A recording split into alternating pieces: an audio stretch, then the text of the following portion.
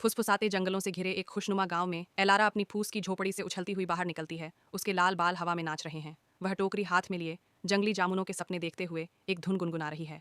आज क्या क्या अजूबे होने वाले हैं, वह जोर से सोचती है। उसकी हरी आंखें उत्साह से चमक रही हैं। उसे क्या पता, रोमांच बस एक कदम दूर है। जैसे ही एलारा जंगल के धूप भरे मैदान में कदम रखती है, उसे एक हल्की सी फुसफुसाहट सुनाई देती है। एक झाड़ी के पीछे झांकने पर उसे एक छोटा सा नीला लोमड़ी का बच्चा स्पार्क दुबका हुआ और कांपता हुआ दिखाई देता है। उसकी रोएंदार पूंछ उसके नीचे दबी हुई है। ओह नन्हे, क्या हुआ? एलारा घुटनों के बल बैठकर धीरे से पूछती है। स्पार्क की बड़ी सुनहरी आंखें ऊपर देखती हैं, डरी हुई लेकिन आशा से भरी हुई। एलारा स्पार्क को अपनी टोकरी में उठा लेती है और उसे आराम देने के लिए अपने दुपट्टे से लपेट लेती है। चिंता मत करो, मैं तुम्हारे परिवार को ढूंढने में तुम्हारी मदद करूंगी, वह वादा करती है। थोड़ी घबराहट के बावजूद उसकी आवाज़ स्थिर है।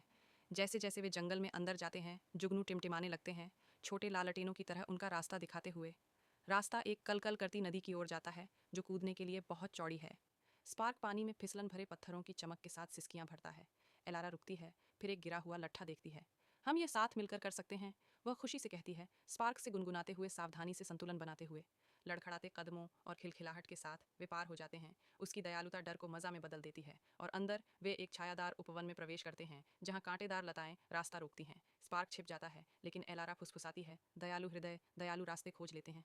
वह धीरे से अपने हाथों से लताओं को अलग करती है, एक लोरी गुनगुनाती है जिससे फूल खिल जाते हैं और कांटे पीछे हट जाते हैं, जैसे उसकी करुणामयी आत्मा का जादू।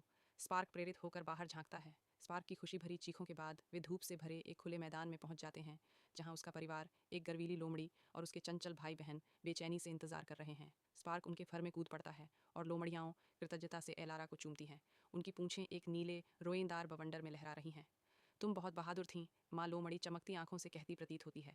जैसे ही नारंगी और बैंगनी रंगों से रंगे आकाश में सूरज डूबता है, एलारा अपने नए दोस्तों को दिल भरकर अलविदा कहती है। गांव वापस आकर वह टिमटिमाते तारों के नीचे अपने परिवार को कहानी सुनाती है।